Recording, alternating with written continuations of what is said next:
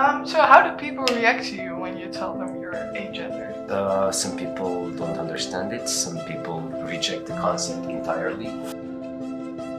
When I was in Romania, negative experiences were the norm. Are you in a relationship right now? I am in more than one relationship actually. And how did your family react? I don't have contact with my father, so I haven't talked with him in more than half a year now. But I do wish it was different.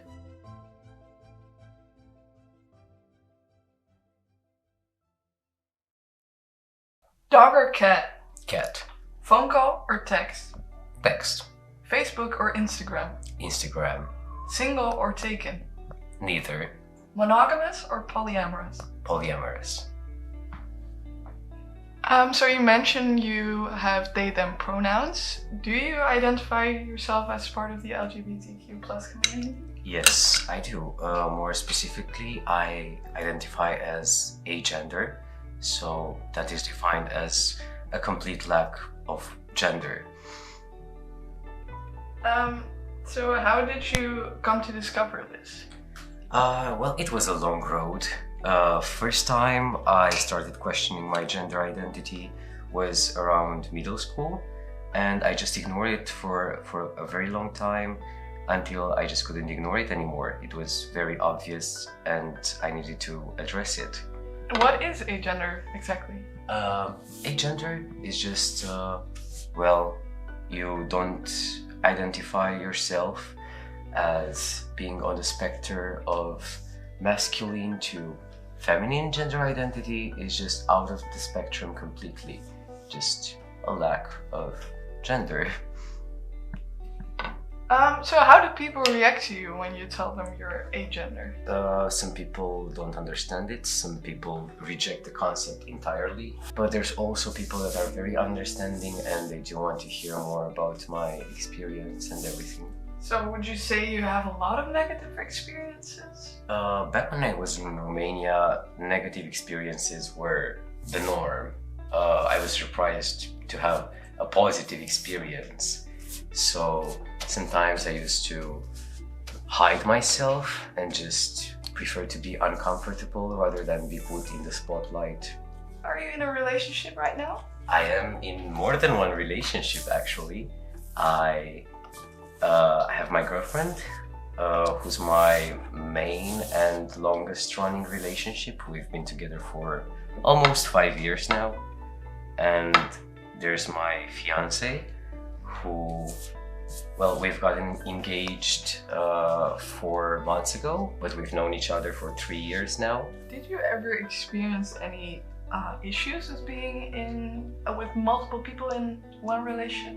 Well, of course, there can be multiple issues with that.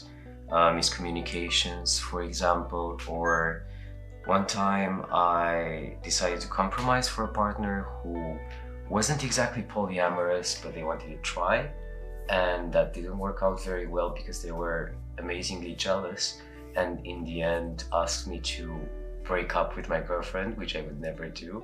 So how do you make sure that no one ever feels left out?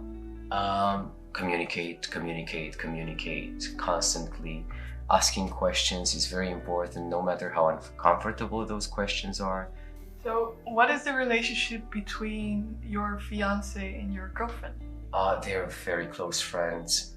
Now they see each other at least weekly. They hang out a lot, talk about a lot of things, gossip and stuff. And how did your family react? Mixed reactions there as well. There was my grandma, who was extremely supportive from the start. Her only worries were me not being treated differently because of the other people, of course, but otherwise she was completely understanding and wanted to help me in my journey. My mom came around to the idea as well, and I don't have contact with my father, so mixed reactions. We've never been close.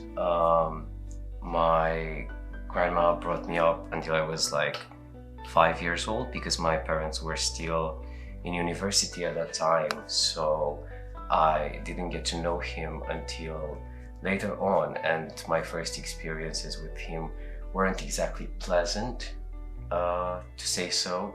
Like, one of the first memories I have is him striking me across the face because I crossed the street without asking him. My parents are still together, and when they came up back from university, I tried staying with them for a little while, but I couldn't get used to it, so I went back to living with my grandma. And I would say that my difficulties with my father started around when I started middle school. So I was also like, I was getting to know myself, and he didn't like that. I would say he wanted to basically interrupt the process. He would have these talks with me that were basically monologues.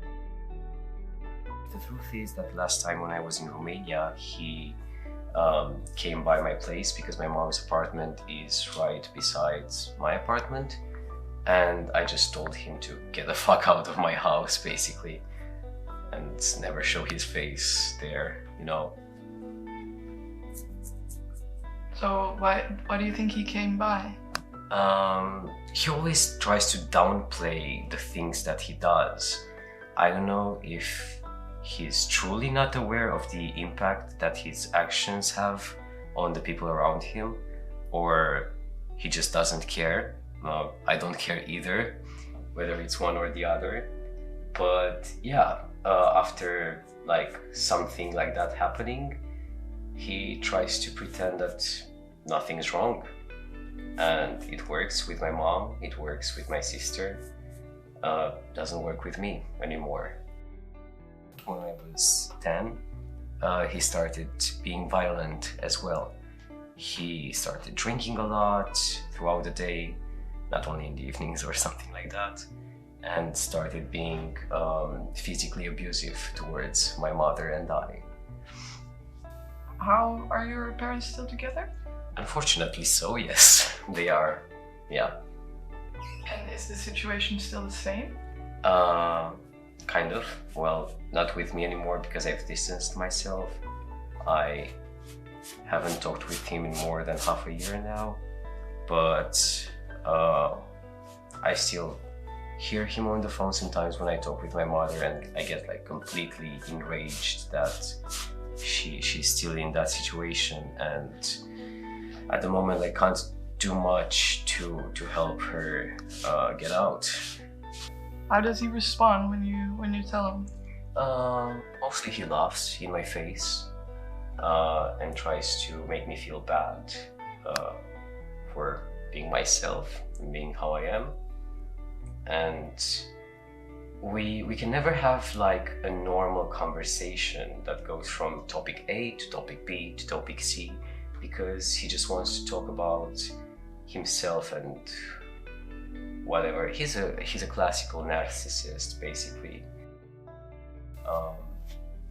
But I do wish it was different.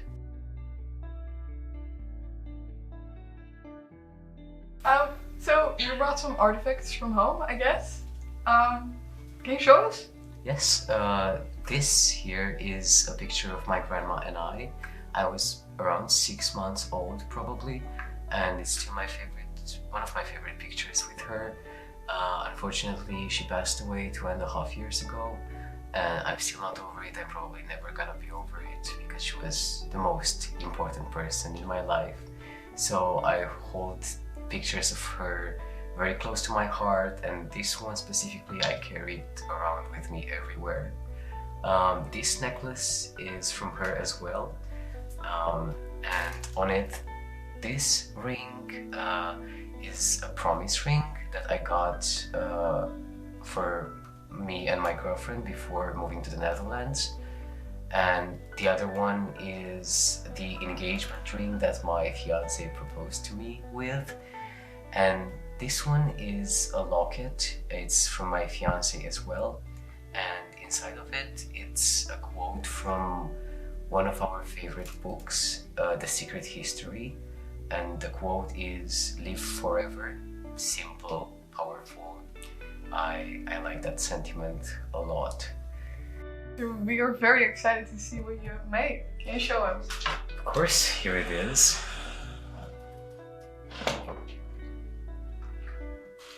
Can you tell us a little bit about it?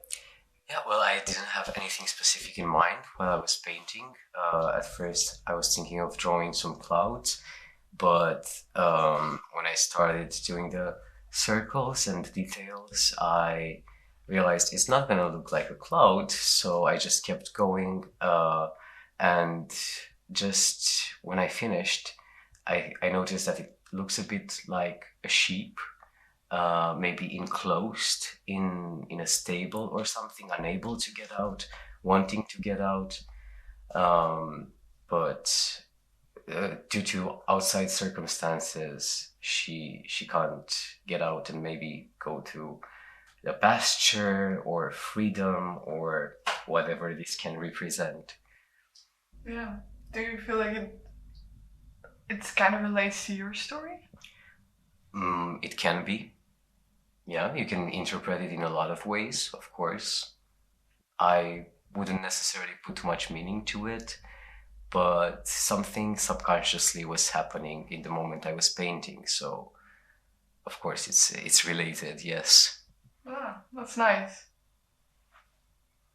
I also recognized how you were at the top of the picture, you were drawing it when you talked about your girlfriend and your fiance, and you draw like happy lines, like circles, and then when you started to talk about your dad, you drew like the bottom and like more aggressive straight lines. So it was really, I recognized how you painted your emotions out, and it's also visible in the drawing. Yeah. I think. I could also say I was very emotionally charged when talking about my father, and I was feeling that and concentrating even less on what I was drawing. I was just talking and moving my hands, but not with a direct meaning. Yeah, because of the intensity of the story. Yeah. Yeah. And what about the colors? I prefer dark colors, and I don't think it's a deeper meaning to it. I just like purple. Is there anything you would like to say to others? Actually, yes. I'm a writer, so I have a lot of things to say to other people. But specifically, I have a poem that I wrote that I would like to read to you now.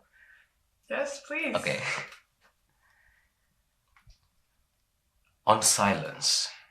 Weep, little child, as you've never before, as you were told you cannot break precious silence with such meager things. So you merely obliged to outer silence, while oceans overflowed inside, and when allowed to pour them out, you worried not but for whatever more would break apart from you.